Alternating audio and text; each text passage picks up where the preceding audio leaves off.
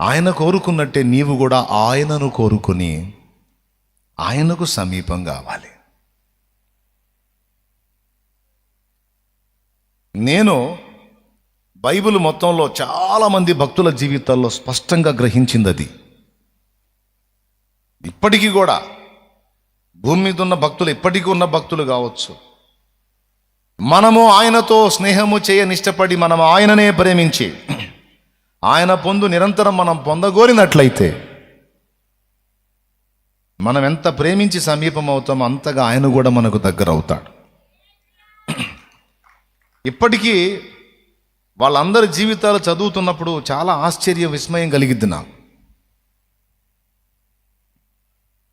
యెరోబాము భార్య బిడ్డను గురించి అడగటానికి ఒక ప్రవక్త దగ్గరకు వచ్చింది. ముసలివాడైన ప్రవక్త, కళ్ళు కనపడవు ఆయనకి, బొత్తిగా పెద్ద వయసు వచ్చి బ్లర్ అయిపోతాయి, అన్నీ అర్థం కాదు ఫేస్. యెరోబాము పంపిస్తాడు, వాని గతి ఏమగునో వెళ్ళి ఆ దైవజనుని కనుక్కొని రాని భార్యను పంపిస్తాడు. నా భార్య అని చెప్పకు, గెటప్ మార్చుకొని వెళ్ళు అంటాడు. గెటప్ మార్చుకొని వెళ్ళిద్ది. ఎవరు గుర్తుపట్టలేరు. రాజు భార్య అని ఎవరు గుర్తుపట్టలేరు. అలాగ వెళ్ళిపోయిద్ది ఆయన దగ్గరికి. ఆమె రాక మునిపే దేవుడు చెప్తాడు, యెరోబాము తన భార్యను మారువేషమున నీ యొద్దకు పంపుచున్నాడు, ఆమెతో నీవు సెలవీయవలసింది ఇది అని చెప్పేస్తాడు. ఏందండి ఇది? ఫోను లేవు అప్పుడు. నా చిన్నప్పుడు కూడా లేవు. ఏదో ల్యాండ్ లైన్స్ ఉంటాయి. ఎట్లా అండి? ఫోన్ అన్నా కాసేపు టైం పట్టిద్ది. అక్కడ వాళ్ళు ఆలోచన చేయగానే ఇక్కడ చెప్పాడు. ఇది అబద్ధమా లేఖనమా? నోరు తెరిచి అందరూ చెప్పండి. అక్షరాల లేఖనమే. ఎలా సాధ్యమంటే, కరడుని కలుసుకున్నప్పుడు, అలను చేరినప్పుడు, అలను పిలిచినప్పుడు, అలతో సమీపమైనప్పుడు జరుగుతాయి ఇలాంటి. అంటే వాళ్ళ మనసుని దేవునికి అలా ట్యూన్ చేశారు. వాళ్ళు ఇంకెవరికి ట్యూన్ కాల. వాళ్ళ మనస్సుని, వాళ్ళ హృదయాన్ని, వాళ్ళ ఆలోచనలని, వాళ్ళ సమస్తాన్ని ఆయనకు ట్యూన్ చేసి ఆయన ఆవరణంలోనికి ప్రవేశించారు. భూమి మీద నుండి అంతరిక్షంలోనికి ఆవరణాలు ఉంటాయి. కొన్ని ఆవరణాలు ఉంటాయి. నా చిన్నప్పుడు చదువుకున్నాను. ఐను ఆవరణం, స్ట్రాట్ ఆవరణం, ప్రోటో ఆవరణం అనేదో ఆవరణాలు ఉంటాయి.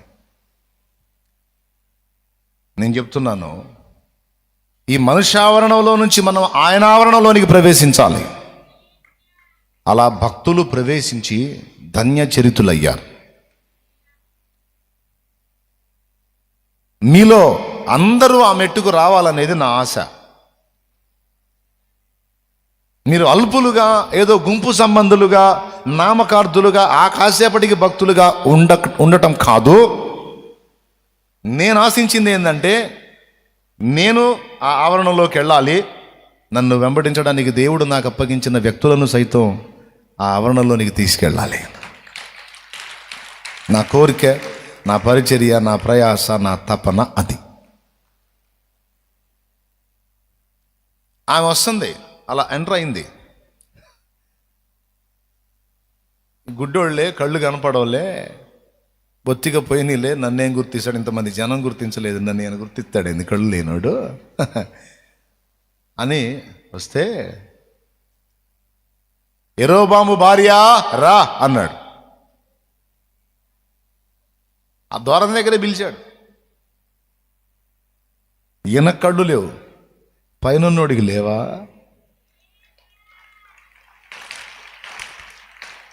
సంసోనుకు కళ్ళు పోయినాయి, పైనోడికి పోయినాయా?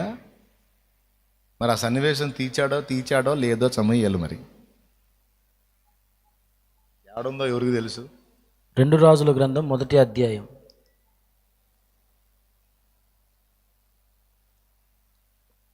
కనపడింది ఆ సమయంలో.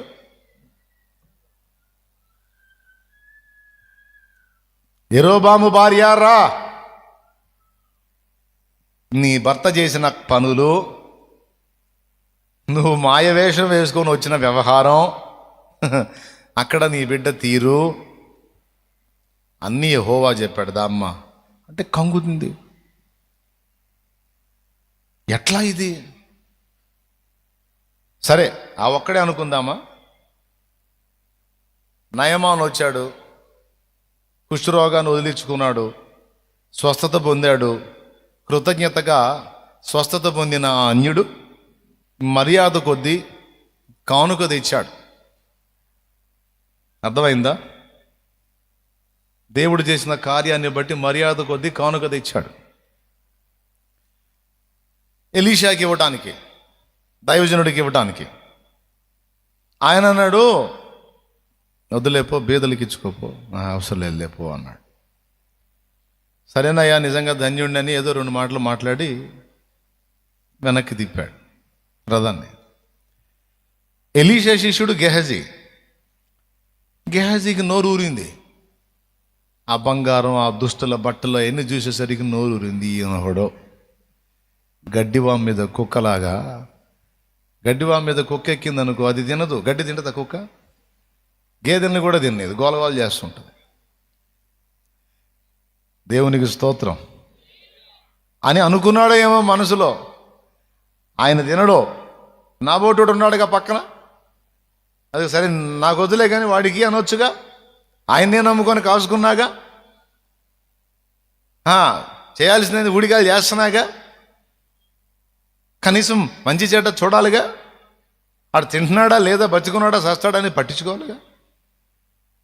అది బంగారంలాగా తీసుకొచ్చి ఆమెతన బంగారాన్ని ఇస్తుంటే, ఖరీదు గల దుస్తుల బట్టలు తీసుకొచ్చి ఇస్తుంటే, నాకు వద్దు పో అని పంపించాడు.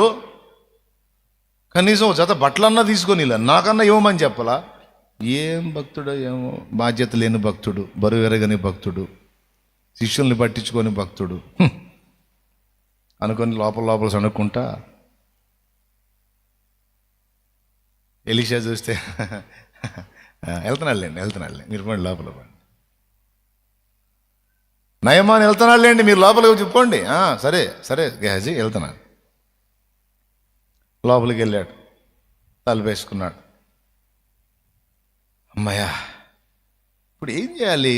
బంగారం లాంటి అవకాశం, డైరెక్ట్గా బంగారమే తలుపు తట్టింది. మంచి తినడం మించింది దొరకదు, మళ్ళీ ఈ ఆఫర్ రాదు. ఇంత సౌండ్ మళ్ళీ దొరకవచ్చు, దొరకపోవచ్చు. ఒక్కసారి కొంచెం తెగించి సాహసం చేశానంటే ఈ దెబ్బతో స్థిరపడిపోవచ్చు అనుకున్నాడు బిడ్డ. పాపం అనుకుని రథంతో పాటు పోటీపడి పరిగెత్తి మన్య ప్రాంతం నుంచి మా దైవజనుడి దగ్గరికి ఇప్పుడే కొంతమంది మనుషులు వచ్చారు, వారికి ఇవ్వటానికి ఏమీ లేదు గనుక నీ యొద్ద కొంత తీసుకొని రమ్మన్నాడు మా దైవజనుడి మీద అబద్ధం చెప్పాడు. Praise the lord. చెప్పాడా? ఆయన అన్నాడు, నా చిత్తము, అయ్యో నేను ఇస్తానన్నాను ముందే, ఆయనే వద్దన్నారు. దాందేముంది, 1 కాదు 2 తీసుకెళ్ళండి అని అంత డబల్ ఇచ్చి మోసి అప్పచెప్పే పనివారిని కూడా అప్పచెబితే తీసుకెళ్ళి అవన్నీ లైన్ చేసుకొని వాళ్ళని పంపేసి ఏమీ ఎరగనట్టు వచ్చి నిలబడ్డాడు. తలుపు వేసే ఉంది. ఎవరు తలుపు? దైవజనుడి తలుపు వేసే ఉంది. వచ్చి నిలబడ్డాడు, చెమట్లో దుడుచుకుంటా. టెన్షన్ కదా, అమ్మయ్య రాలేదులే, నాకు అవ్వాల్సింది అయింది, ఇంకా నో ప్రాబ్లం. చిన్నగా డోర్ ఓపెన్ అయింది. వచ్చిన డైరెక్ట్గా గ్యాజీకి వెళ్ళే చూస్తున్నాడు. గ్యాజీ, అయ్యా ఎక్కడికి వెళ్ళావు అన్నాడు. నేను ఎక్కడికి వెళ్ళానండి? తమరు లోపలికి వెళ్ళారు, నేను ఇక్కడే ఉన్నానండి. అవునా, ఇక్కడే ఉన్నావు నాయన? అవునండి, ఇక్కడే ఉన్నాను. ఆ నయమాను రథం వెంట నువ్వు పరిగెత్తుచున్నప్పుడు నా మనస్సు నీతో కూడా రాలేదా? వెండి బంగారులు, తోటలు, ద్రాక్ష తోటలు సంపాదించుకోవటానికి ఇది సమయమా? గేహజీ, వాటిని ఆశించి నా దగ్గరకు వచ్చావా నాయన? దేవుడిని ఆశించి కాదు నా దగ్గరకు వచ్చిందే. సొమ్మును ఆశించి వచ్చావా? కుష్ఠరోగం తగిలించుకొని, కుష్ఠరోగం వదిలించుకొని దానికి ప్రతిగా సొమ్మిచ్చి వెళ్తున్నాడు అతను. పట్టిన దాన్ని వదిలించుకొని ఆ సొమ్మిచ్చి వెళ్తున్నాడు. వానికి వదిలింది నీకు, నీ బిడ్డలకి, నీ బిడ్డ తరం పట్టును కాకపో అన్నాడు.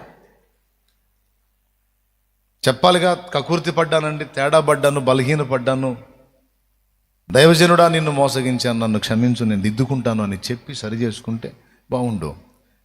ముందు అందుకు అడిగాడు, ఎక్కడికి వెళ్ళావు నాయనా అని. మొదటి మాటకి ఉన్న వాస్తవం ఒప్పుకుంటే బిడ్డ తరం శాపం తగలకపోవును. ఆడి ముఖం ఆడికేం తెలుసు, పిచ్చోడు, జుట్టు లేనోడు, నెత్తి మీద జుట్టు లేదు,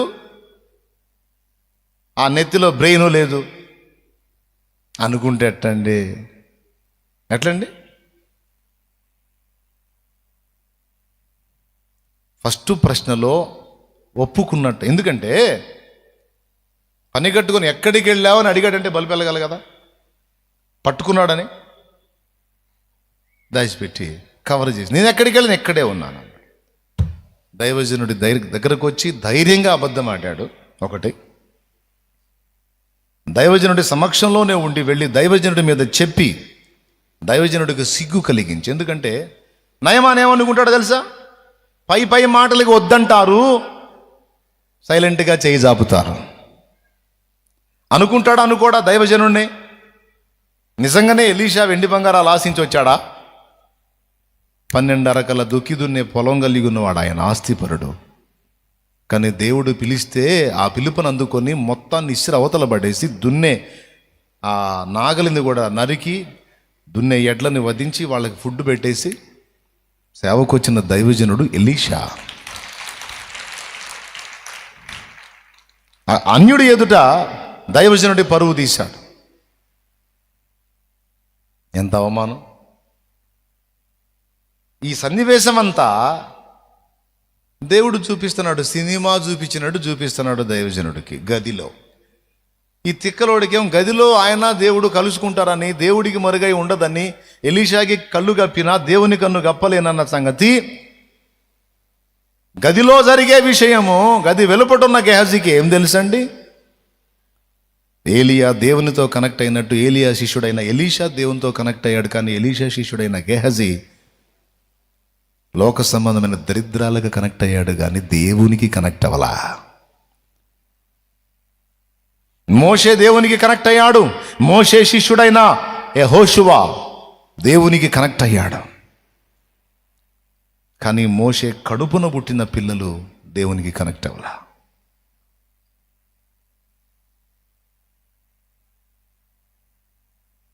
అందుకే మోషే తర్వాత యెహోషువ నాయకుడు అయ్యాడు, ఏలియా తర్వాత ఎలీషా నాయకుడు అయ్యాడు. కానీ ఎలీషా తర్వాత గెహజీ నాయకుడు కాలేకపోయాడు. ఒక వ్యాధిగ్రస్తుడుగా, ఒక కుష్ఠరోగిగా మిగిలిపోయాడు. నేనంటున్నాను, ఏం ఆశించి మనం దేవుని యొద్దకు రావాలి? ఎందును బట్టి దేవునికి కనెక్ట్ అవ్వాలి? ఆయన ఇచ్చే వాటిని బట్టా, లేదా ఆయనగా ఎరిగి కనెక్ట్ అవ్వాలా? ఆయనగా ఎరిగి కనెక్ట్ అవ్వాలి. అది ఇష్టపడతాడు దేవుడు.